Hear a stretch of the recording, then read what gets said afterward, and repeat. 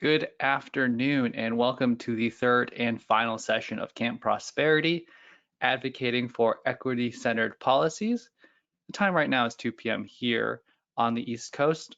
We'll give it just another minute or two before we dive on into this packed agenda. We are very thankful for you for joining. Talk soon.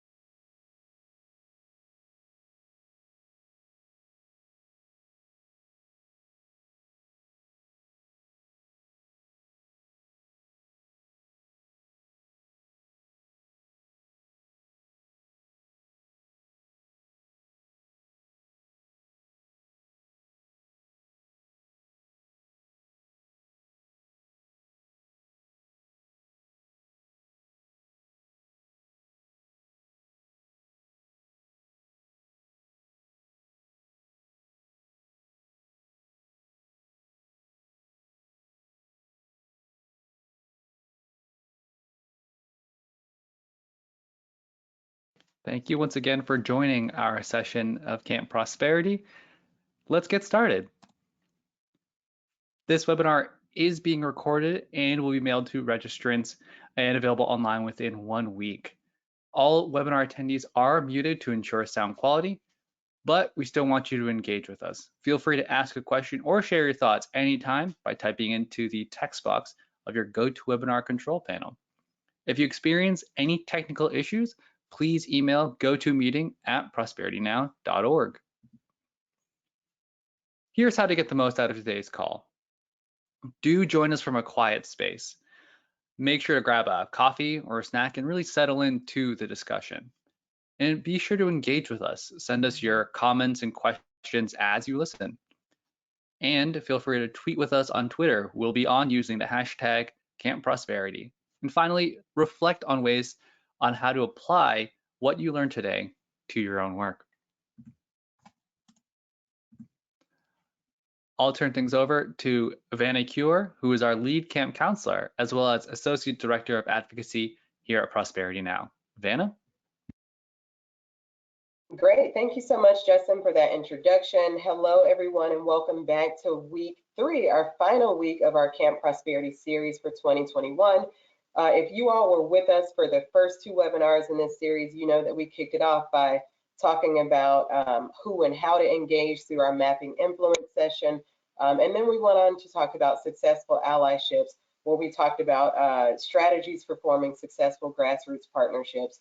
Well, this week, we will focus on advocating for equity-centered policies, as Justin mentioned.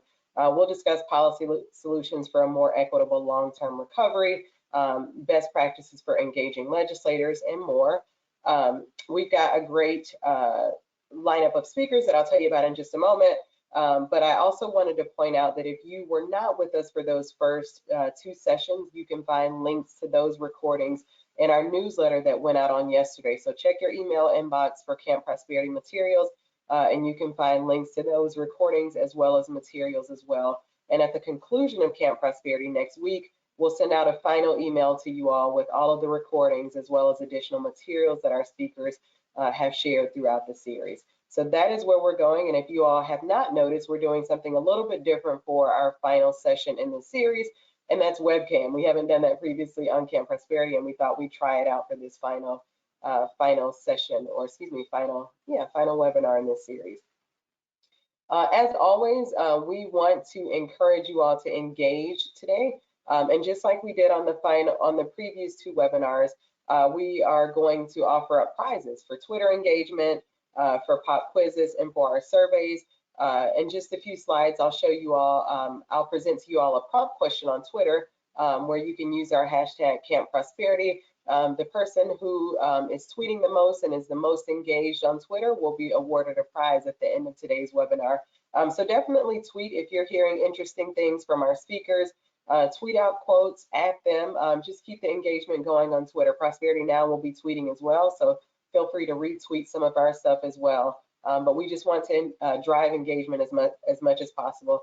And also, as we've done on previous webinars, something that you all tend to enjoy are pop quizzes. We'll do another pop quiz at the end of today's webinar where we will ask a question, and the person that answers it in the chat box correctly, the first person rather, will win a prize at the end of the series. And then again, as I mentioned, at the end of today's session, we will send out a survey, a post-webinar survey, to see what you all thought about today, and we will randomly select a person to win a prize for filling out the survey. So those are just ways that you can win prizes by being engaged today. And so before we dive in and get started on our conversation today, I want to do a quick poll question to see who is on the webinar today. So if you all would answer this poll question, and we're going to tee it up for you on the screen here. But we want to know, does your organization or advocacy coalition have an equity-centered policy agenda right now? And so there's 3 responses. Yes, we do. Not yet, but we're working on one, or no, we don't. So if you will answer that question, that poll question for us, to give us a sense of who is on with us today and what you all are working on.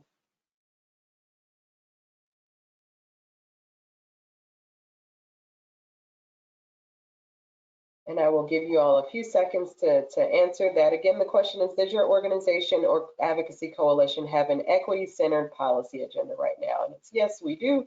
Not yet, but we're working on one, or no, we don't.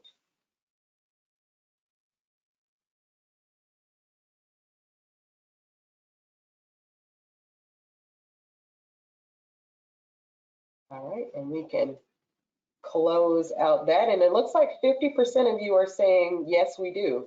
And then another 31% of you are saying no, but we're working on one. And then just 19% of you are saying that no, you don't. So looks like about 80% of you all at least have done some or are doing some work around equity-centered policy. So that's great to hear. And so moving along, let me introduce today's speakers briefly. They will give a more in-depth introduction of themselves in just a moment, but we are pleased to be joined by Amara Anaya, who is a strategist for the Movement for Black Lives, as well as Damon Drummer, who is the Managing Director for Equitable Economy at PolicyLink. You can see their Twitter handles right there. But just brilliant speakers. We're excited to have their expertise on today for our panel discussion, and I hope that you all will have some really great questions for them later on in the discussion. Today's agenda, I've just done a poll question. Today's webinar will be all fireside chat. I know that in the past we've done some presentation, but today we're just going to do a panel discussion with our speakers, and following that panel discussion, give you all an opportunity to ask some questions, have a group discussion. If you all have comments, enter those into the chat box, and we will get them read out at the end. And then we'll do some next steps and close this out this afternoon. One more thing before we get started, I wanted to give you all a Twitter prompt before we get started in today's conversation. As I mentioned earlier, one of the ways to win a prize is just to engage with us on Twitter. And to make that easier for you all, we've given you a prompt. So a question for you all to answer on Twitter: what policy should Congress or your state legislature prioritize to advance economic equity? So think about that question as we are getting underway with our panel discussion, and respond to it on Twitter. Prosperity Now will be retweeting some answers, we'll be engaging, but we just want to keep our Twitter engagement up. So again, what policies should Congress or your state legislature prioritize to advance economic equity? It could be issues that you're working on, issues that you're not working on, maybe your partners are working on, but you think that they are really important for us to advance economic equity. So finally, want to get into the good stuff, why you all are here. So let's get into our fireside chat this afternoon. Again, we're going to be talking about advocating for equity-centered policies, and want to hear from our speakers. So I invite Amara and Damon to hop on with us on camera here, and let's dive in. For starters, want to hear from our speakers and just get them to introduce themselves. Tell us about yourself, your work, and that of your respective organizations. And we'll start with you, Amara. Sure, thank you. And thank you for everyone that's participating in this event. Also, of course, thank you to Prosperity Now for holding such an important conversation. So my name is Amara Enya, and I'm the Policy and Research Coordinator for the Movement for Black Lives, which is a national organization of a couple hundred grassroots community-based organizations across the country that are doing work to win the rights, resources, and recognition for Black people. Our work is grounded in our vision for Black lives, which is our policy agenda that addresses issues across the board from economic justice. We have a climate agenda called the Red, Black, and Green New Deal, education, the criminal legal system. So we work across a broad array of areas of relevance to the communities that we serve. Great, and Damon? Yes, so I'm Damon Drummer, I'm Managing Director for Equitable Economy at PolicyLink. As you know, PolicyLink is a national organization, a research and action institute, advancing racial and economic equity by lifting up what works. And by equity, we mean just and fair inclusion into a society in which we can all participate, prosper, and reach our full potential. We focus specifically on advancing liberating policies for the 100 million people in our country who are living near or in poverty. The majority of that 100 million are Black people. It's a slim majority, not Black people, but people of color generally, right? I recently joined PolicyLink as Managing Director for Equitable Economy as the organization looks to bring the equity agenda into how we're thinking about markets, the sectors and systems that shape our economy. I know people get nervous when we talk about markets, but there's nothing natural about markets. Markets are just a set of rules that are framed by law and policy. So we can change those rules, shape those policies to create more equity in our economy. So looking forward to have rants like that all throughout the next few minutes for this panel. So happy to be here with my sister in the struggle, Amara. So it's good to see you, Amara. Likewise, great to see you too, Damon. Thank you both. And Damon, we welcome your rants. I get a feeling that these are going to be really great and helpful and insightful rants. So please come with them throughout the discussion today. So yeah, I want to dive right in. Want to talk a little bit about just kind of where we go from here. We know that, it's no secret that COVID-19 hit communities of color the hardest, and that even, post-pandemic, as we think about relief and efforts from Congress to sort of get folks going again, that also disparities existed, from the standpoint of financial relief. So wanted to ask you both, what are some challenges, some of the challenges that we saw throughout the pandemic, and then where do we go from here in terms of centering equity and long-term solutions? So I'll jump in on that question. I think it's a really good starting point for this conversation we're having today. I think what we've observed is that COVID actually just exposed a lot of the deep-seated inequities and injustices that have existed since this country's inception, to which groups have long attempted to call attention to. So COVID essentially just removed the blanket over these inequities that we've known exist in society, and that's across the board within education and definitely in access to healthcare and in health equity. Economic issues, of course, surfaced.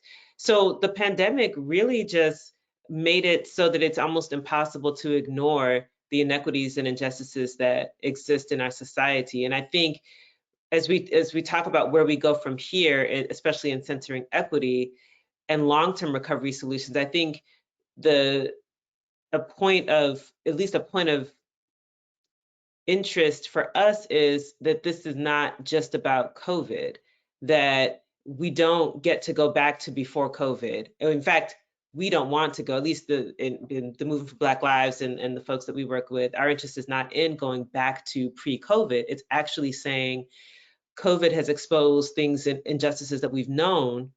How do we create a society that addresses the root causes of those injustices beyond just making sure that folks are healthy or that we're not exposed to the virus? It is, how do we build economic systems? How do we build education systems? How do we build healthcare systems that actually reflect values of justice and where equity is actually centered? That's a long-term project, but it means that COVID is not the center of our policymaking. It can be a catalyst, but it's not the center. Our center should actually be on the systems that we know need to be, in some instances, dismantled and built, and new systems built that actually reflect the values of justice and equity. I completely agree. I told Amara I'm just going to answer questions after Amara speaks and just say, that's right. Next question. But no, I think that's exactly right. And one of my, frustrations is that, you look at the mainstream press and you see breathless coverage of the disparities over and over again, but very little investigation into the systems and structures that create the disparity, right? I mean, it's a strange paradox there where the disparity is named, but there seems to be space for those disparities to be interpreted as the failures of people who don't have material resources, the failures of people of color, the failures specifically of Black people who are somehow deficient or somehow predisposed to catching COVID, predisposed to being in poverty by dint of their own kind of character, right? And so naming the disparity without investigating and examining the systems lead us to produce the sort of solutions that have maintained the systems that create the disparities year after year, decade after decade, century after century. And so I'm proud to say that, I'm new to PolicyLink, but right when I joined, the research team produced and released a report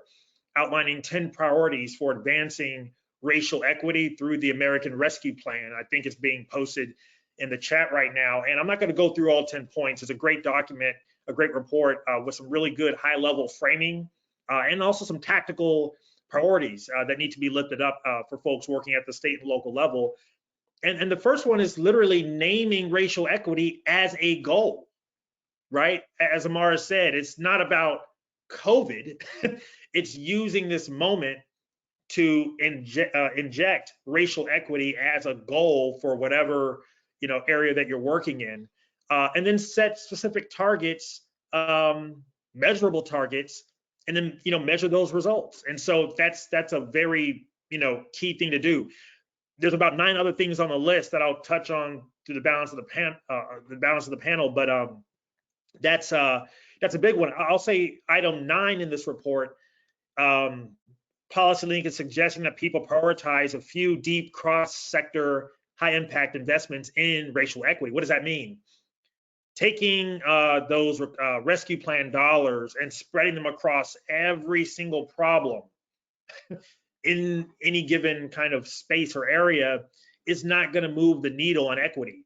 So we're encouraging states and localities to really think critically about how can we use these resources to move the needle in one specific area or 2 specific areas, right? Whether it be geographically or an area of policy, be it health or maybe systems of care. What can you do at your level of impact to move the needle deeply in one or a few areas? And I think that level of focus is an acknowledgement that, one, to achieve results in equity, we need to pick somewhere to see those results, prove the approach, and expand to other areas. And so I love this report. It's great. It's very tactical, but also high level with framing and how we're thinking about various challenges. But I think Amara is exactly right. COVID has exposed the inequities and the injustice and the disparities. We have to do more than just think about policies. We have to change systems. And that's a state conversation. That's a local conversation. There's also a federal conversation. Absolutely. Thank you both for those great answers. And Demond, I was going, hold on, we're getting there. As you started to talk about programs and agencies, I was like, we're going to get there. But no, great responses there. And I love what you said, Amara, and that COVID is a catalyst and not the center. If I were better at multitasking, I would be tweeting that out right now, but hopefully someone else caught that and is tweeting it. So next question, I want to, and maybe I should have started with this, but I wanted to just talk about equity in general and what it looks like. It's almost, I hate to say a buzzword, but it almost seems like the word has become a buzzword in a sense in that, everybody seems to be using it, and it, the focus sometimes can be lost on what equity actually is. And even thinking about this question, it reminded me of this graphic that I'm sure we've all seen on social media, where like there's some people attempting to look over a fence into a baseball field, and there's like comparing equality to equity, and equality being if you put them all on boxes that are the same size, well, some of them still can't see over the fence. But true equity is, you know, giving people different size boxes, different size resources so that they can reach a goal. So that graphic and visual always comes to mind when I think about equity. But from a more practical standpoint in our conversation, I wanted to just talk about equity in general and how we identify what real equity is. So I don't know who wants to take a stab at this, but just, you know, talking about equity.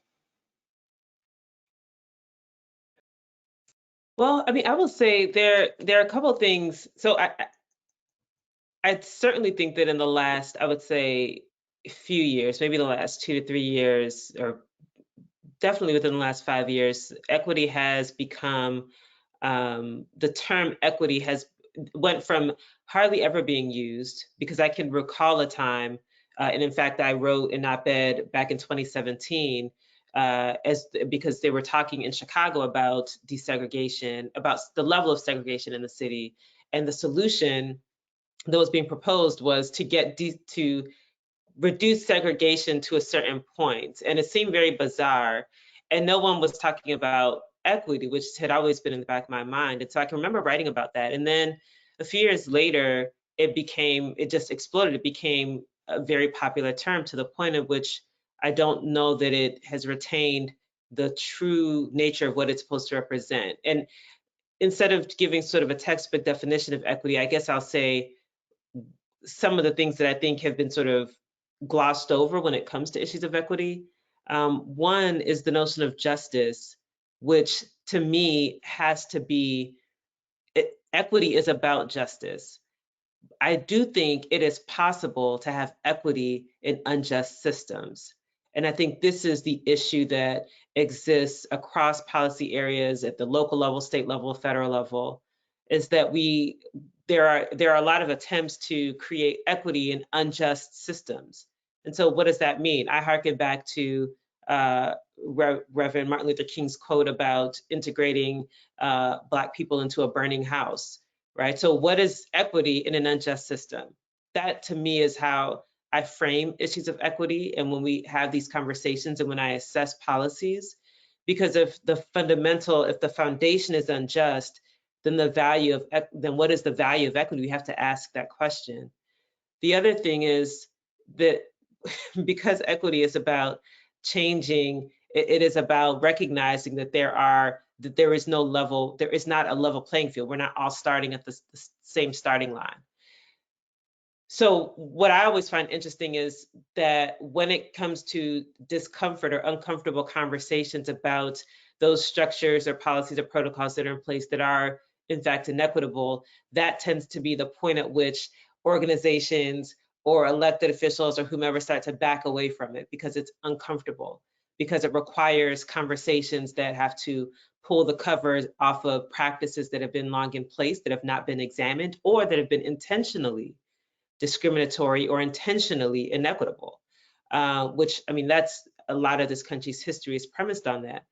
And so when you see attempts or organizations saying, we want to have equity-centered policies, my question is, are you ready to be uncomfortable? Are you ready to step out of your comfort zone?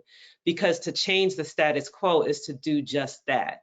And so if an organization is shying away from, or now is hesitant because the conversations have grown uncomfortable, because it's going to push us to do things we haven't done before, well, that's the point. The point is to do things differently from the way they've always been done. So when we talk about equity, for me, it's really how are we examining what it means to enact equitable policies? And is our equity justice centered, or is equity just a thing that we do because we want to be in line with the current trend, if you will? So.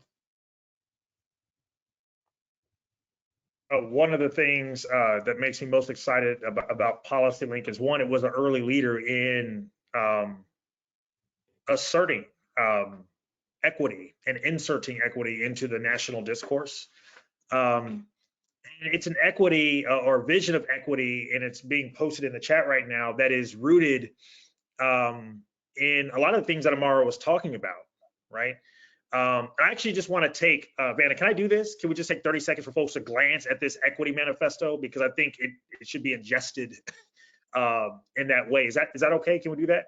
Absolutely. That should be posted in the chat for you all. So if you want to take a moment to click the link, and hopefully if you're in front of a computer, it should pop out to a separate window. Right. And Demond, as they're opening it, would you just sort of describe what the document is that they're seeing, that they're opening? Right. And so, you know, we have, I mean, PolicyLink is what, 22 going on 23-year-old organization that was at the forefront of the equity movement, founded by Angela Glover Blackwell. And, you know, before equity was popular, PolicyLink and others were talking about equity. Before it was watered down, but, you know, there was a time when equity was like a dangerous word, right? And I think it's important to name the phenomenon that Amara just talked about, which is how some of our frames can be co-opted. And so I mean, I didn't intend to do this, but I think posting this manifesto into the chat is something that I come back to constantly over the last few weeks as a new hire at PolicyLink. And there is a thing here that is still dangerous, right, today in public discourse, which is equity demands honesty, right? Forthrightness, calling out racism and oppression, both overt and systematic. That's that uncomfortable conversation that people don't want to have.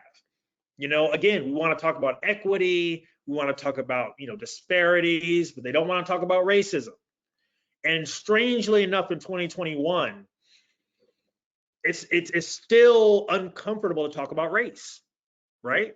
You can call anything now critical race theory, and all of a sudden people will be forswearing it and backing away, right? You can say a turkey dinner is critical race theory, and you would cancel Thanksgiving. You know, like it's just like it's wild, right? I probably shouldn't have said Thanksgiving, but you know, you get the metaphor, right? Poorly chosen metaphor, but the point is, it's important that we hold ourselves accountable to a true vision of equity. We're not here to make 12% of billionaires Black people, half of billionaires women. That's not the point of equity. This is about creating a society where we can all flourish and achieve and reach our potential. And that is not a society that is unequal, right, with these vast inequalities. That is not a society where your zip code determines your life outcomes more so than your genetic code, right? So equity is about creating a society, a system of rules and norms in which everyone can flourish, and where prosperity is shared across the society, not hoarded by, you know, the elite few. So I come back to this quote or this manifesto frequently, because it's not just a goal, it's also an approach, right? Who are you centering? Who's at the table, right? Equity is a means and an end. Great, thank you both. I love what you said, Demond, and that equity demands honesty. I think that's so good, and just such just an easy and foundational way to think about equity. And I think Amara, something you said also resonated in that equity is about justice. It's possible to have equity in unjust systems. I thought that was so good. Again, wishing that I could multitask and be able to tweet that out. So hopefully you all are engaged on Twitter. A couple more questions here that I have for you all as panelists. Taking it back, I know we began the conversation talking about COVID and talking about, you know, sort of disparities in the distribution of relief efforts. And we think about these state organizations in particular. I'm just going to, you know, call it state agencies rather, who are responsible for distributing COVID relief, if I may use them as an example. And when we think about how those agencies should be operating from a lens of equity, how can advocates push for equity in just sort of the implementation phase of federal and state programs and relief? We often talk about equity, I know this conversation is about equity and policy specifically, but we don't talk enough about equity in the implementation phase. After a policy has passed, how can we ensure equity in, getting relief out to people who need it most? So any thoughts or tips, strategies for advocates to push equity in that process? I can hop in and break my rule of going second here. But I'll just say, going back to the 10 priorities that PolicyLink, that document PolicyLink produced. Item 10 talks about tracking disaggregated data. I think it is impossible to have equity goals if you don't have racial data and income data for whatever you're working on. We all remember early during the pandemic, rather early in the pandemic, we didn't know infection rates across race. It just wasn't being collected. We know with Black farmers, the farm credit system does not track, federal lending through the farm, not federal lending, but private lending through the farm credit system, a federally kind of instituted structure. The farm credit system does not have racial data on lending to farmers, right? We have racial data from the U.S. Department of Agriculture. Again, if we don't have racial data, we cannot set equity goals and we cannot set targets to achieve those goals. And I would also add income data. I am shocked, Amara, that is impossible to see the COVID infection rate among poor white people in this country. Of the 100 million who live in near poverty, 48 to 49% of those people are white people. And they're almost invisible in the data. They get aggregated with wealthier white people. And so we are literally, we want to be serious and be concerned about this, unless we just want to write whole swaths of America off. If we are truly interested in creating a just society, we've got to get our data right so that we can understand these issues for what they are. Again, there are whole counties in America where there's not a single Black person that are hit with all kinds of stuff that we usually park as like Black issues, right? It's part of how we've kind of had this racial imaginary around how our country is structured. So that's not what this panel is about, but what I'm saying is we got to have our data. Otherwise, we're missing opportunities to advance equity. Yeah, I think Damon brings up a good point, particularly around how data is collected, used, disseminated, interpreted. And of course, those who work with data, we know that it largely depends on who's using the data, who's actually translating it, how it gets used, how it's received, and to what end that data is used. But there's a saying that goes, you measure what you treasure. And so to Damon's point, if we're not measuring these key data points, then how can we then construct policies that actually address the issues that we're hoping to address? So one example that comes to mind is when we think about income, when we think about our tax system, for example, and the fact that the IRS actually does not track data broken down by race.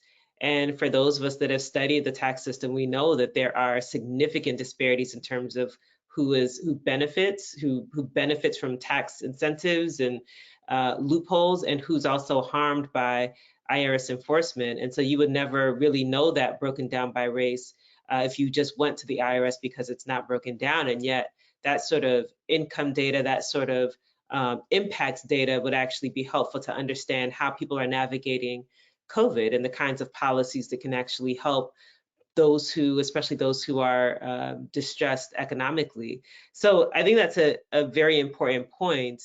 The other point that I think is really central to the movement for Black Lives is our work is centered on the lived experiences, the material conditions of the people that we serve. And so our first go-to is to the people who are affected by a policy or by a thing, right? And that process of engagement has to be at the front end of any efforts to push for equity in the implementation of local, federal, state programs around COVID relief, or really any other policy, because we believe fundamentally that the people who are living through circumstances are closest to the issues, and they have a level of expertise that is absolutely necessary for any kinds of programs that are developed for implementation. And so you can't really make sure that those interventions are properly tailored if you don't engage people where they are. And that means in their communities, that means where they show up, that means listening. It means taking a posture of support. It's a lot of times in the policy spaces, there's sort of this top-down approach. We're talking to other policymakers, we're talking to each other, we're talking to agencies, whether at the state level, national level, or wherever. And the people who are actually being most affected by these policies are left out of the conversation, or we tend to devalue the level of expertise. So I know for M4BL, we really make sure that the policies that we push, which again, we've pushed local, we've pushed federal, we have a number of federal pieces of legislation, they were actually developed from engaging people in these communities, in their communities, and then using those experiences, using that feedback, using that expertise to actually now go and advocate at whatever level, whether it's the state level or the federal level. And so I think that is how you can more successfully advocate for equity and implementation, because the policies will be sound, but also because you have people who will say, who agree, people who will join in that effort. So it's not just policymakers saying it, it's the actual people who are affected being out front saying, these are the things that we know we need for our communities.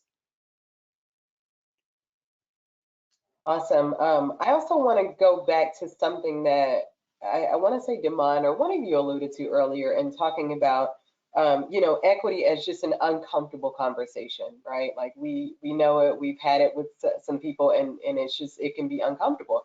What are some communication tips or strategies that you have for our attendees on today's webinar for engaging some of those legislators who might be uncomfortable discussing racial equity? One of the things I would say is for us to not assume that they know, right? So a lot of times when we do this work, we tend to think that elected officials know, or that they even have a level of expertise on issues. And surprise, surprise, many of them don't. They're elected officials, they're elected to serve the constituents who voted for them, but that does not mean that they have expertise across the board in every issue, or even understand what, in this case, equity is. And so our job is not simply to shove a list of demands in their face, it's also to educate them, to provide information, to provide context so that they can understand the issues and they will understand for themselves why equity is important. It makes them much better advocates. It makes them believable. And it means when they authentically buy into a thing, you get a much stronger advocate, both with their colleagues and also with the communities that they serve. So being prepared to educate and to teach and having that posture is important, because you want those who are pulling those levers of power, whether in state houses or at the federal level, you want them to have the confidence that they even know what they're talking about, because that confidence is what will allow them to push for things that may not be popular in that moment, right? So we know that everything is not always going to be popular. They need to win over their colleagues. They have to have the confidence. And so our position is we don't just push the policies to them and say, hey, do this, this is what we want. We say we want to help you understand how equity in budgeting, what that looks like. We want to help you understand what the issues are that are most important to our people and walk them through that. That takes another layer of work, but it is absolutely essential.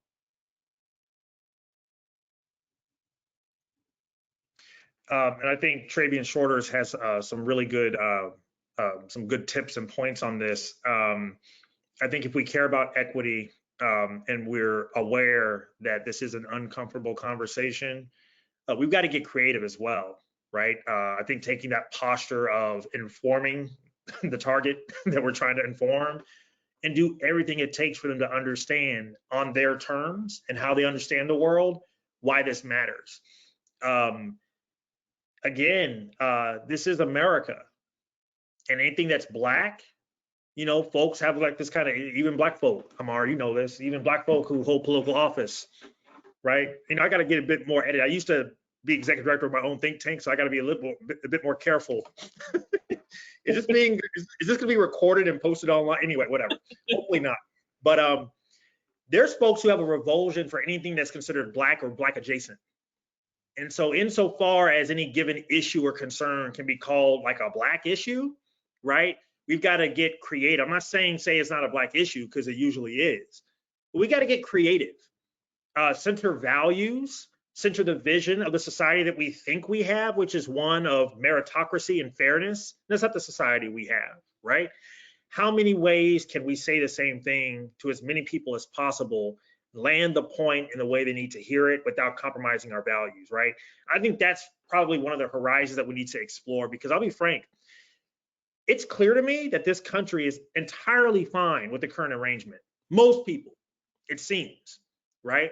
And so how do we break through to say, hey, the reason why these disparities exist is not because the individuals who are in these situations and conditions in these communities are flawed or defective or deficient. It's because we have bad systems. You know, I haven't been in the direct service work in a while, a few years, but I'm still shocked at where the conversation is for grant making even today, where a lot of it is based off of making poor people better people, you know, and it's like we put the burden and the onus of getting out of poverty and not getting sucked into these oppressive cycles on the individuals that are being targeted for this harm. And that's just bad thinking. And so not completely on topic for the question, Vanna, but I will say we've got to get creative in how we land these points, and make the case and really reveal this country for what it truly is and what it actually can be. We have the power to make this a more just society. We have that power. We cannot absolve swaths of this country from engaging that conversation. This is why I like talking about markets, you know. I completely understand and I'm sympathetic to the view that market-based solutions are wrong. And I think that's true and that's accurate and that's right as markets are currently constructed.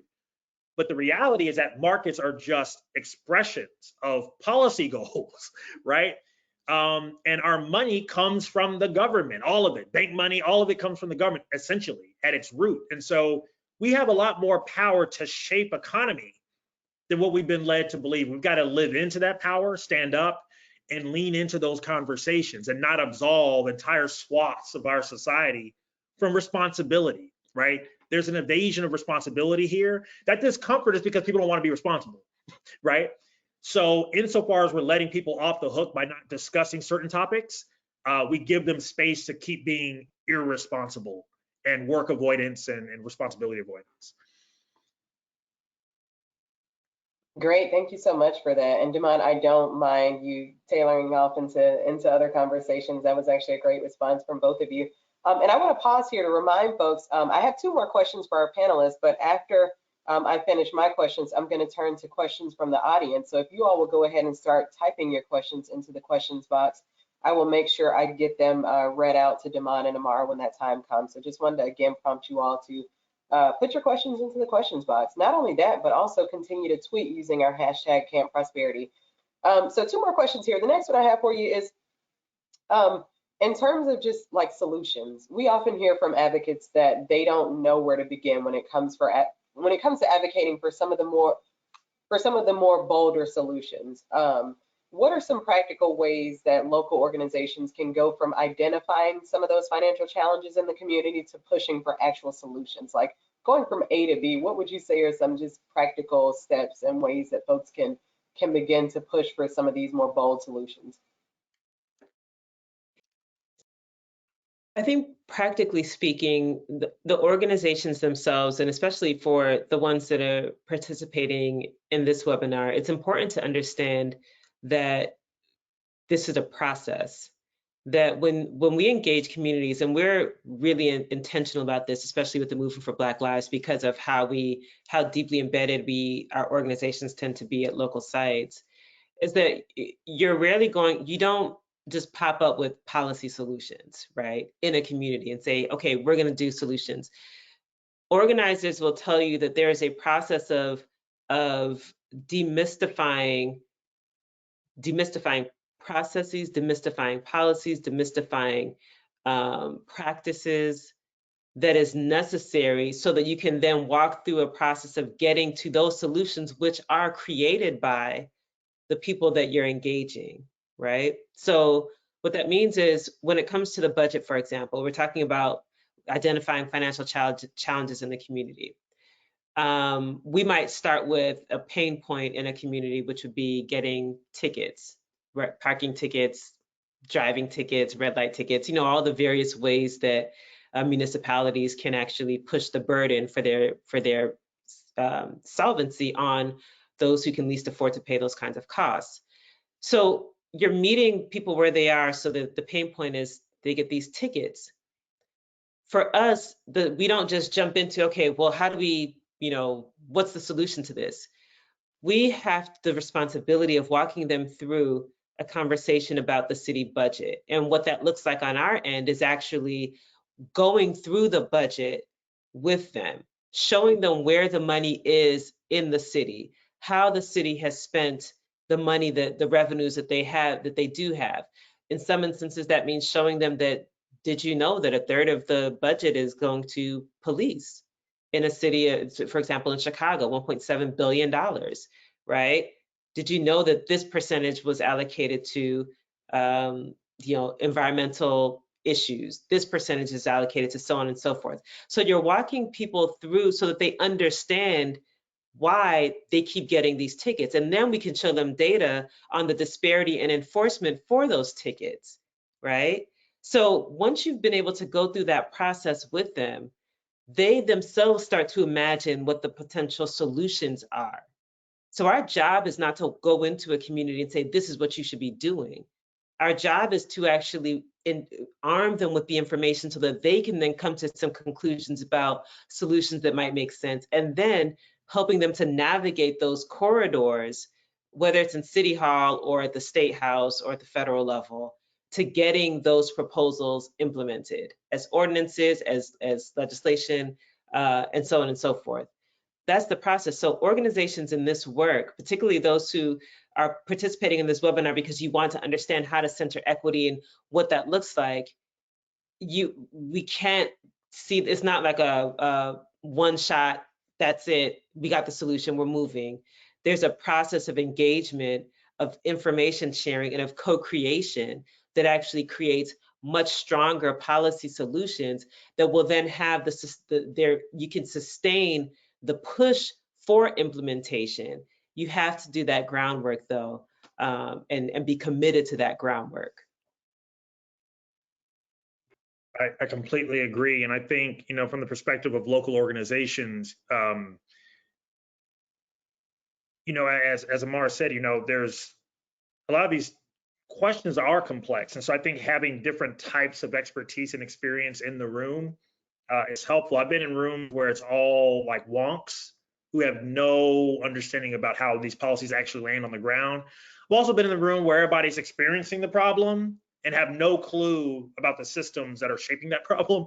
So we got to bring these types of experience and expertise together and bring in people who don't see it the same way as well. I think that's a good, once you have that healthy mix, and this is just from experience at the local level at least, you end up finding something that you can actually get done. And I think, and this is, I'm all about ruffling feathers. I think also we talk about being uncomfortable. I think this might be a moment, if we haven't done so already in our organizations, to ask, is what we're doing moving the needle, right? Like, do we believe that the way we're crafting our intervention, just suspend the funders for a while, right? Suspend all of that and say, is this moving the needle? Is this what we should be doing? And I think opening up that conversation and just kind of following that line of logic where it lands, because I do believe if we look at the Equity Manifesto, there is no national leadership without local vision, without local leadership. And so local organizations, I don't even know what that term means, right? I mean, I do know what it means, but we need local organizations saying, hey, we run this program, but we're going to be running this program for the next century and would have not made a dent in the actual problem. Chicago's out here. Let me just say this, Amara. Amara knows my background. Chicago's out here running in 2020 programs that I used to work on back in 2010 with less money on digital literacy. Had we actually done the dang thing 10 years ago, we wouldn't have had the educational disparities of kids even being able to access the internet and a computer to take online classes, right? So here we saw 10 years later, Chicago having the same conversation about a digital divide that we done discussed and done academic studies and measures and programs around for 10 years. And we're in the same situation. And when I started in 2010, they were having that same conversation back in the year 2000. Here we are having the same conversation over the course of 20 years. Millions of dollars being poured into programs. What do we have to show for it? Very, very little. And so I think this is a moment to have that inspection, that internal inventory, and say, is this what we need to be doing? And how do we start allying with our fellow local organizations and push our funders to support our work in supporting our local communities, but also moving the needle on a policy and systems level? And so to Amara's point, as I said, I'm just gonna be like, I agree with Amara. Awesome, great responses from you both. One final question, and I see we're starting to get some questions from the audience pouring in, and I'm gonna pause. I promise I'm gonna pause after my last question and after your responses to give you all a second to drink some water, because I've been throwing questions and then our audience is about to throw some more questions. But wanted to go back to something that you all started to talk about earlier, and that's data. You know, before we began the Camp Prosperity series, we you know, had folks register, and one of the things that we had on the registration form was, you know, what do you hope to learn in Camp Prosperity, or what do you want to know? And some of the feedback that we got from some people, and it was worded in many different ways, but a lot of it was centered around, like, how do I research and find data to substantiate some of the solutions that I'm proposing? Like, how do I find things to back up some of the things that I'm talking to my legislators about? Saw that several times in the registration report. So I wanted to ask you all, what are some good sources for local data that's disaggregated by race? What are some sources that you all turn to or that you could suggest? Well, we certainly, so the Movement for Black Lives certainly utilizes publicly available data through large data sets that we can then, that many other studies might have used those data sets, but we also do our own unique analysis depending upon the issue. But we just recently in June wrapped up a month of where we had conversations around reparations, just talking about what reparations means, what it could be in different contexts. And at the end of that month, we put together a list of tools actually that point to data, especially around housing and the economy. So there's economic data, there's housing data, there's healthcare data that just shows the disparities and the things that we had discussed all month in real time. So perhaps that's one of the things that we can share with the attendees on this webinar, is the link to that page that we created that just points to specific sources of data that people can explore on their own. And there are even a couple of examples that were interactive, where you can actually go in and see the disparity in how your home would be appraised versus another person, right? So those are the things that we have found useful in constructing some of our events and our activities as we're trying to educate people about racial disparities. Awesome. And Amara, I'm going to ping you for that resource so that we can include it in our materials that we send out next week. So thank you for that. And at PolicyLink, and I just shared it to be shared into the chat. There's this great tool that PolicyLink has been working on for a number of years and constantly refining and fine tuning and adding more data sets, and that's the National Equity Atlas. It has a really good kind of local and national breakdown and state level breakdown of various measures and data sets that are relevant to the conversation around equity, whether it be income, wages, you know, what percentage of people of color have, you know, a wage above $15 an hour, you know, things like that, right? And so it's a really good synthesis of all this disaggregate data that's in all these different locations and just in one easy to use tool. So the National Equity Atlas at PolicyLink is something, hopefully is a good tool to use. I would also encourage state and local advocates to embrace national data that describes stuff that you know to be true. You know, let's not let the data, the availability of data limit our ability to make our point, right? And so I can be honest and say I recently became aware of, I think it's called like the panel. I'll share it with Dana. There's this longitudinal study on poverty, and it really shows that the majority of this country's public will be in poverty for at least a year of their adult life, right?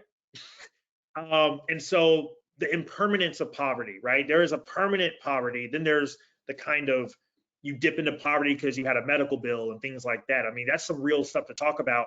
That national level data, that longitudinal data can really help make the case and reveal and add some kind of backing and resources for what you already know to be true, right? So I would also recommend use the PolicyLink National Equity Atlas, use the Movement for Black Lives tool, and also don't shy away from national data that describes what you know to be true. So.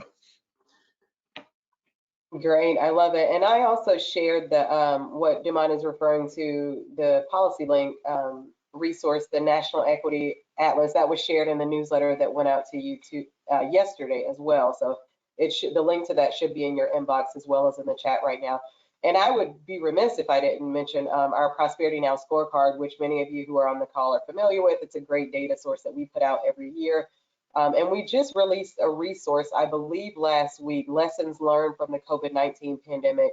And we'll drop it in the chat in just a second, but that's also an additional resource for you as well as our Prosperity Now Scorecard, which you can find on our website. So thank you both for just a fantastic discussion. I really enjoyed it. I saw some comments in the questions box about how passionate you all were. So definitely appreciate just great answers, great responses, and a good discussion here. We've got quite a few questions here that I want to start to get to, but before I do, I want to pause to give you a second to get a sip of water. But also tee up my folks at Prosperity Now to give me in just a second our social media winner for today. So if you all are listening, my Prosperity Now colleagues, if you will drop that in the chat box. But want to go ahead and get to some of our questions from the audience. One here is asking, can you speak to the differences in approach from affecting local versus state versus national policy? And then it says the process that Amara beautifully describes lends itself so much better to local conversations from what I've seen. So I'm guessing you mean the approach in terms of engaging legislators, affecting. Let me start over with the question. Can you speak to the differences in approach from affecting local versus state versus national policy? So yeah, so yeah, I can take that question. I think, well, one is it really depends on what the advocacy effort or what the issue is that's being centered in the advocacy. I can say, for example, for the Movement for Black Lives, we are pushing the Breathe Act, which is federal legislation, but it was developed locally, meaning it was developed after a process of that local engagement with those individuals and groups that are doing work on the criminal legal system and that are exposing some of the harms from the criminal legal system. So a lot of the basis for that federal legislation that we're currently pushing came from local engagement. In fact, we just had Representative Cori Bush introduce the People's Response Act a couple of weeks ago that was largely informed by Breathe, but came from that process of engaging folks at the local level. And so there is the ability to connect local all the way up to federal. But what I encourage people to do is to do that process of mapping the organizations, the individuals, the groups that are involved in the advocacy process and where they fit within that landscape, but also mapping who the targets are. So if it's something that's going to be pushed at the state level, then it's mapping who are the state representatives, who are the state senators that are relevant, who are the individuals that have access to those people. So you have to go through that power mapping process, if you will, to understand who the targets are and who is who would be best positioned to help advance whatever that issue is or that piece of legislation is. So it's less of, so it's not like there's just one process that's just for local and one that's for federal. There are processes that are more appropriate. So for example, if you're pushing federal legislation, you do want to be on the Hill engaging with chiefs of staff and legislative directors and senators and your congressperson. If it's federal legislation, now you just have to do that, versus local, it might be your local alderman or alderwoman or your local assembly person, depending on where you are. But you have to go through that process of mapping out the targets and assessing who's in your space as the advocates, so that you can develop a strategy that's most effective. In some cases, it will be a continuum. You can actually trace from local up to federal. In other cases, it might just be relevant to state, or it might just be relative to that city. And then in other cases, it might just be more federal level action. So really, but you have to do that sort of front end assessment to understand what's the best strategy for any of those, whether local, state, or federal. The only thing I'll add, and I think that's exactly right, Amara, is that the process that Amara outlined, which is deep engagement with people, you only need more of that, like the more you move beyond local to state to federal. And so it's not so much a question of what your one organization can do, right? It's like, how do we see the best policy wins at the federal level come from local work, and so, folks from Texas to Illinois to Florida are all, aligned, or at least working together and see a common point of solution and can get behind a particular, policy change or bill or what have you. That's how that kind of stuff tends to work out. But it's the same work happening at the local level across the country. It's just the number of entities doing it. And so I think that's exactly right, Amara. Great. I have another question here, and that kind of goes back to what we were talking about earlier, and just, equity being an uncomfortable conversation.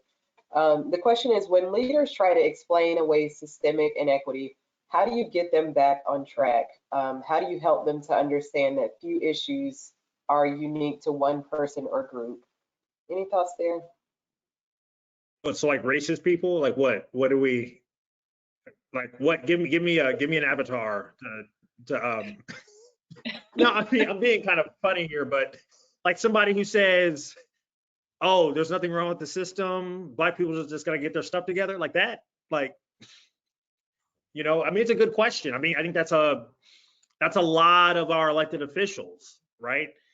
My little quip was out of frustration. That's a lot of our elected officials, right? That's a lot of our Black elected official. That is the Black moderate mindset, right? Not to get political, but Black moderates, if we only pulled up our pants and picked up a book, or what's the term? You see the signs all over the place in the hood.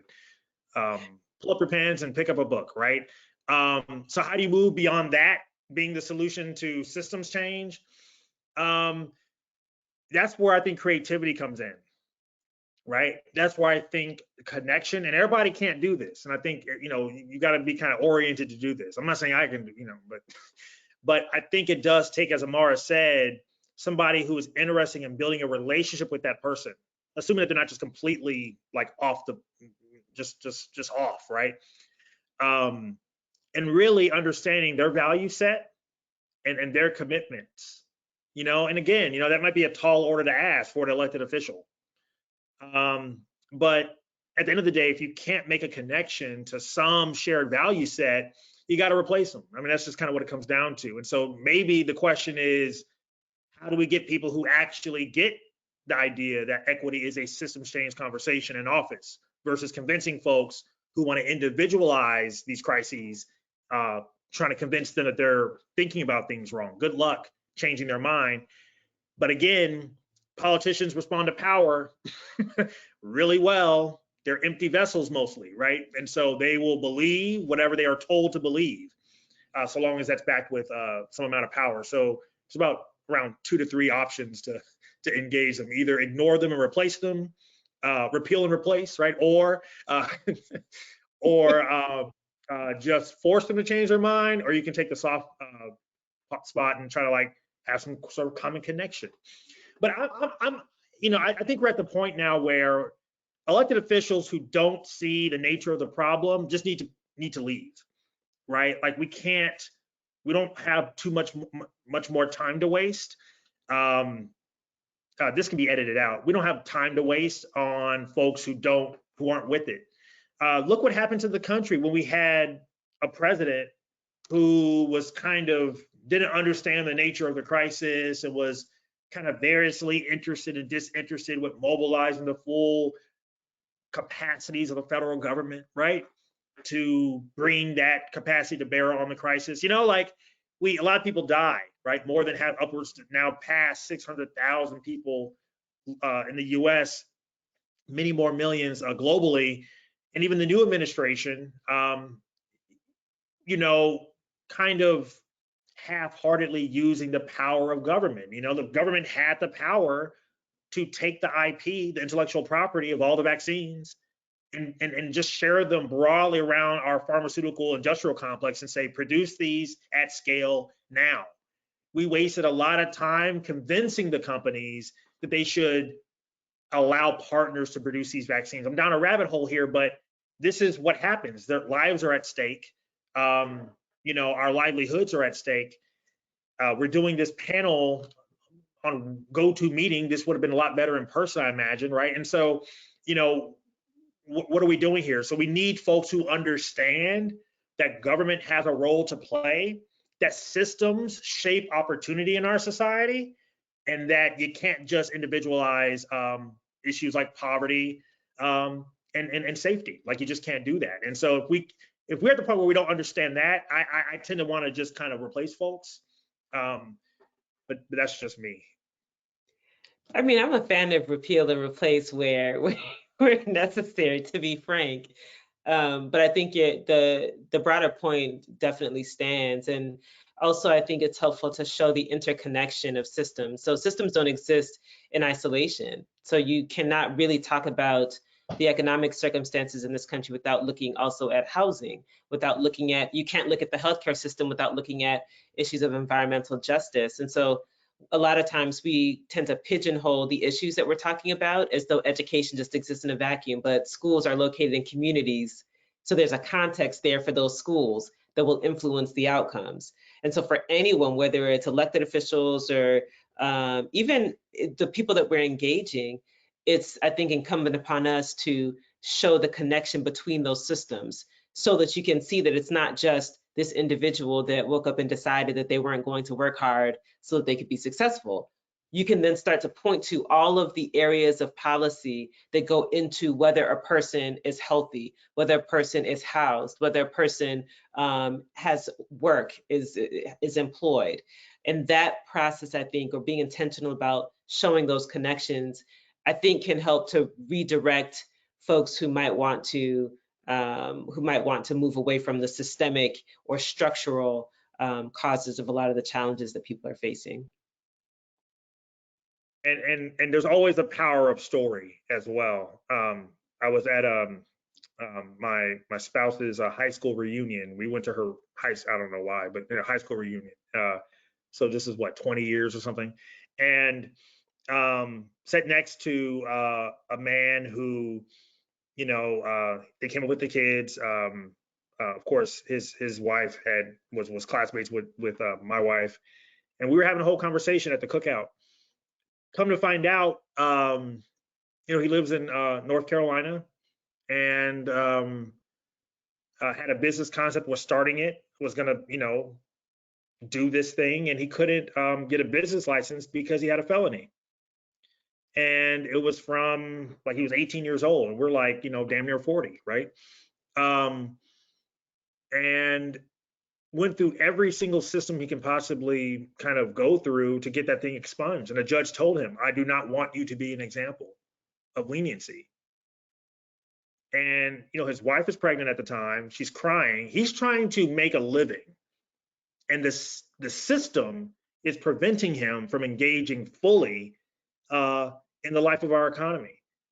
He is being relegated to being merely, right, a laborer, right? Like, he is being relegated by a system. So elevating his story, anybody who won't shift their understanding of an issue with a compelling story like that, with this man who's an excellent father, I mean, we got to be strategic too. So, you know, as much as I say replace our body, but individual, powerful, compelling stories matter for folks who have that individual frame. Here's a system keeping this guy from moving freely in this economy. And so you talk to him about getting his stuff together. He has his stuff together. The system's in his way. And that's the same story many million times over for any number of issues. And they're all interrelated, as Amara said. So compelling stories matter, which is why you got to lead with your people. You got to lead with people. You can't just come in with just data, right? You got to come in with actual humans with real stories. Absolutely. I echo that completely on the importance of personal stories. A question here for you, Amara. I think someone is asking, will the data mapping tool which illustrated appraisal discrepancies be dropped in the chat? Is that a resource that you have handy that you could drop in the chat? If not, like I mentioned, we will definitely include it in our post Camp Prosperity mailing that'll go out next week. But I just wanted to flag that someone was asking if you had that handy. Another question here that wasn't directly related to our discussion here, but want to throw it out there anyway because I think it's a good one. But how do your organizations manage difficult discussions around racial equity? I think we're talking internally. Any advice or anything you would want to share there? I work at PolicyLink, so this is what we do. So I don't know if I have you just do it. And they've been doing it for 20 something years. But Amara, do you have any advice on that? Well, I mean, the movement for Black Lives, and we're very familiar with. So one is being intentional about internal conversations around alignment. So even things like political alignment, we know that even though it's the movement for Black Lives and it's largely Black people, even internally in the organization, but we don't assume that there's alignment on everything. And so what you have to do is you really do have to create space to have those conversations on different policy issues when things come up. How do you respond as an organization? Because your internal alignment will allow you to respond to external forces and factors in a more expeditious way, in a more thorough way, and in a way that's actually authentic to the organization. So we find that we have to create space to have internal conversations about our alignment on different issues, whether it's equity, our policy proposals. We have to constantly calibrate to make sure that they reflect the organization without this notion that we have to flatten everyone to be 100% in agreement with each other all the time, because unity does not require uniformity, and we have to be very clear on that. But we know that when we do have alignment and we have our clear bottom lines, like we have clear bottom lines, red lines that we know we have to have this orientation for us to do our work. So we are explicitly against racial capitalism. We are explicitly against, many injustices that without at least those basics covered, we're not going to be able to work together because there's just not alignment. But then there are other things where it's not there's a little bit of space and leeway for disagreements or people to be on different sides of an issue. But doing that internally allows us to engage other organizations, external organizations, in a way that is where there's fidelity to who we are, but also they understand who we are when they engage us. So there's not going to be confusion, for example, about the fact that we center people in our policymaking. For any external organization to say, hey, we want to talk to M4BL, or we want to work with you, or we have this policy proposal that we want to push, we want you to sign on, because there is cohesion, there's clarity about who we are internally, it allows other organizations to engage us as we are, and they know what they're getting when they engage us. So it's an opportunity it creates space for us to build coalitions, but also creates opportunities for learning too, because we also have been in positions where we have to educate other organizations, other people on maybe it's policy, or maybe it's a principle, or maybe it's a value. And it just creates space for us to also be able to educate and also to learn from others. So I think that's how we how we approach that. And I want to add, as a new member of the PolicyLink team, that the culture that a new hire at any level walks into, that new employee sees what this organization is committed to. And so, I've noticed that when those points that Amara raised are clear and an approach is clear and like a general philosophy and direction and analysis, it actually makes it easier for folks to do their job because they're not fighting that fight internally. And you can actually raise questions about strategy and nobody's like second guessing your commitment to the cause because we know why we're here. So let's figure out, how we navigate this strategically, and so that internal commitment to equity, right? To having that conversation, it makes your job a lot more, it allows people to be more effective in their job, right? And so I think that standard, that culture is a lot healthier than folks having to fight the fight outside the org and inside the org. And we know that's a lot of folks. And so I think it's important that that we pay attention to that. Great. And last question that I'm seeing here in the chat, and if anyone has any just sort of last minute questions, I welcome them because I think I'm going to leave room for one more after this one. But there were some questions about just kind of COVID-19 and the killing of George Floyd, how those things kind of, intersected at a time where, there was a racial reckoning happening in our country. Or so COVID-19 came about when there was a racial reckoning happening. And I'm going to sort of flip this and just ask for you two, in your experience advocating on these types of issues, I guess thinking about what we talked about earlier in terms of, I think one of you mentioned interconnection of the systems. How do you, focus on the reaction to what was happening with George Floyd, but also think about, the very real issue that is COVID at the time and a response to that, and making sure that from an economic standpoint, communities of color are also in a good place. So that's number one, sort of how do you sort of deal with the two competing but also very interconnected priorities at the same time? And then two, a more personal question for you all. This work is very hard and very heavy. How do you yourselves just kind of stay sane throughout this very heavy work? So hopefully you all, those two questions made sense, but yes, if you want to take a stab at them. I think to the first question,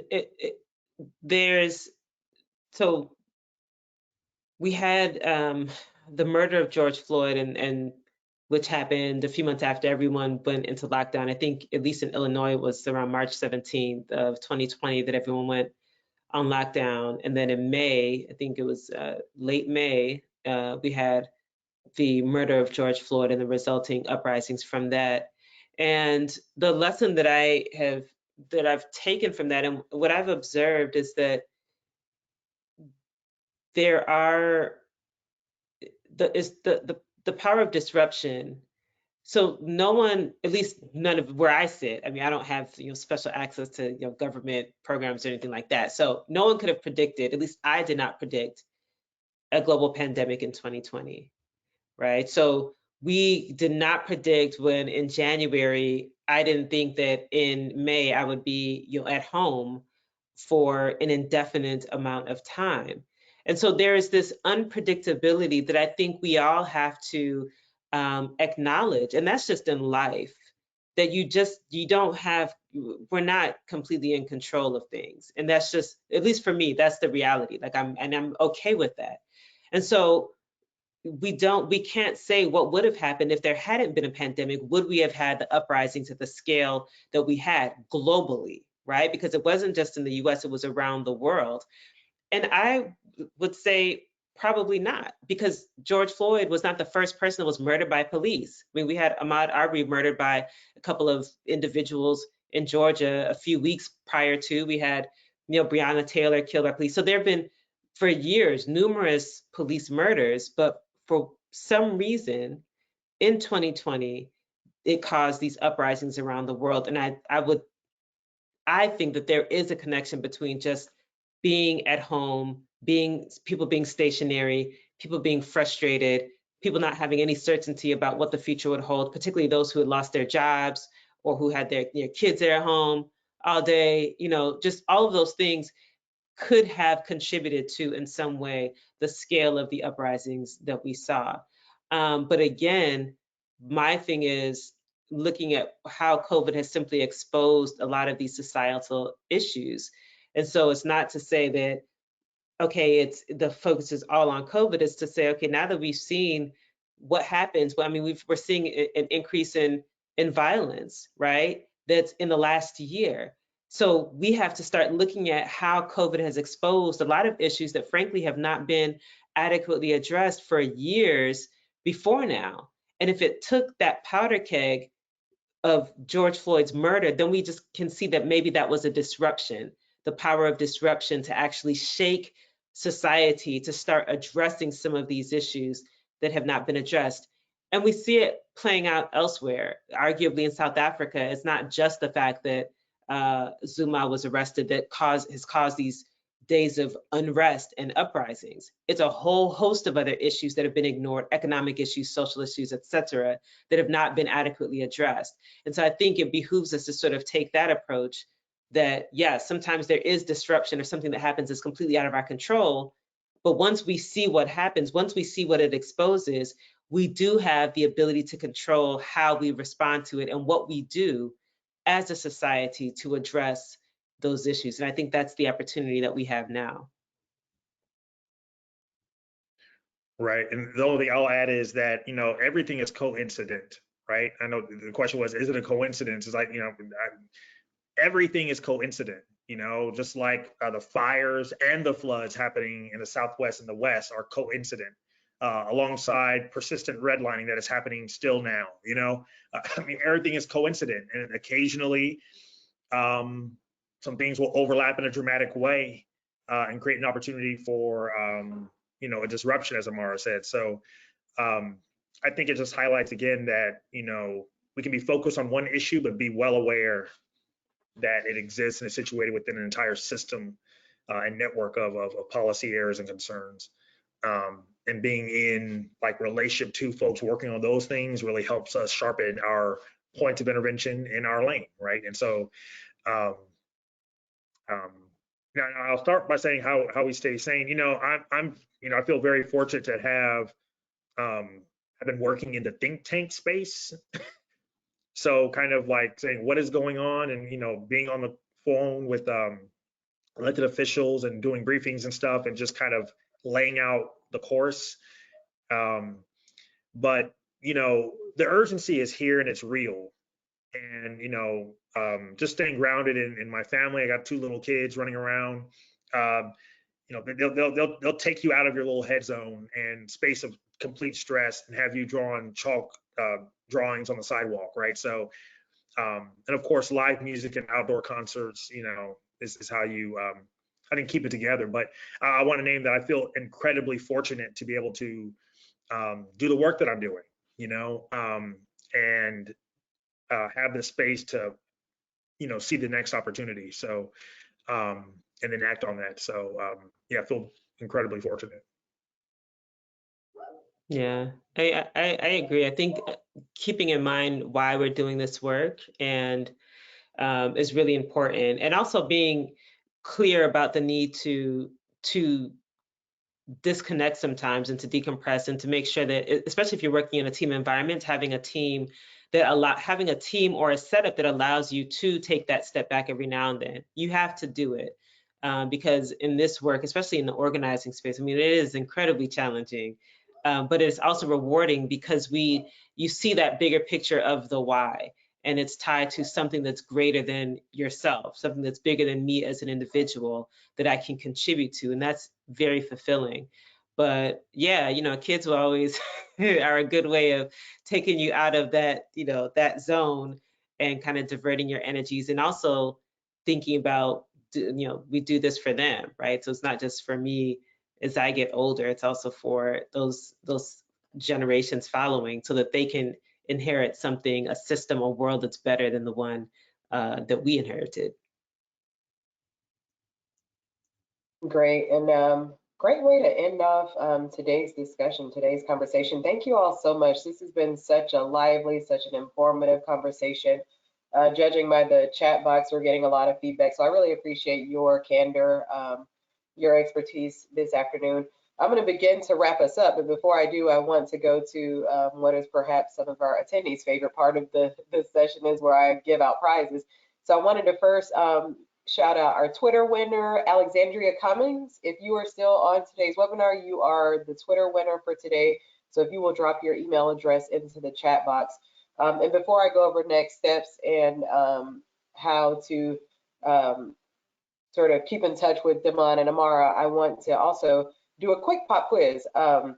Damon mentioned earlier, I think it was Damon who mentioned it, and I want to ask this as a pop quiz question. It's a fill in the blank. Again, the first person to type the answer into the question box will win. But blank is creating a society where we can all reach our full potential. I'm quoting Damon on that, something that he mentioned earlier. It's a word that's been used throughout. Thank you, Molly Christensen. It's equity is creating a society where we can all reach our full potential. Molly, if you will drop your email address into the chat, we will send you out a prize from Prosperity Now. So thank you so much. And again, Alexandria Cummings, if you are still on and listening, you are our social media winner of this afternoon. So please send us your email address. Thank you, Molly. I saw your email address come in. And then if we'll go on to the next slide, I want to quickly let you all know how you can keep in touch with Amara and Damon, excellent experts in their field. You all got their Twitter handles earlier. I hope that you all will follow them on Twitter, get the great content that they're putting out. But there's their contact information for you all to hopefully keep in touch after today's discussion. In terms of next steps, again, if you all will complete the follow-up survey that we will send out at the conclusion of today's webinar, I want to get your thoughts on how you think today went. We've never done this panel style discussion for Camp Prosperity on video, so let us know how that went. And again, we'll pick a winner from the survey, so we'll pick someone to send a prize to as well. Also, I know that we sent out a ton of resources. Damon sent out some resources from PolicyLink. Amara sent out some resources from M4BL. We will include some of those resources and resources from our previous speakers in a final email that we'll send out next week. And I saw someone in the chat was also asking about if this is being recorded. It is. Our other two webinars were recorded as well. Those recordings will also be linked in that final newsletter that'll go out next week. So it'll be a lot of information, but hopefully everything you all will need to continue your advocacy efforts going forward. And then finally, just some ways to continue to engage with Prosperity Now, our Prosperity Now community networks. If you're not already a member, I invite you to join those as well, based on your area of interest. Our Prosperity Now campaigns, the 4 issue areas that we engage in: home ownership, consumer protection, safety net, and then our Turn It Right Side Up tax campaign. And then finally, our Prosperity Now Advocacy Center, which I shout out every single webinar. Is one-stop shop for emailing, calling, tweeting at legislators, an easy way for you all to get your advocacy efforts going up and off the ground. That was a lot, but Damon, Amara, thank you so much for an incredible discussion today. I certainly learned a lot, took a page full of notes and quotables as you all were talking, but really enjoyed today's discussion. I hope you all did as well. Any final thoughts, Damon? Any final rants or anything that you just got to get off your chest before we hang up here? I'll just thank Prosperity Now and Vanna for marvelous facilitation. And thank you for the opportunity to share. And I appreciated your comments, Amara. Yeah, likewise, Damon. It's really a pleasure, and I'm really glad to Prosperity Now for creating space for us to reconnect, which is awesome. And thank you, Vanna and Prosperity Now, for holding such an important conversation. Great. Thank you both, and thanks so much to our attendees, and you all have a great rest of your afternoon.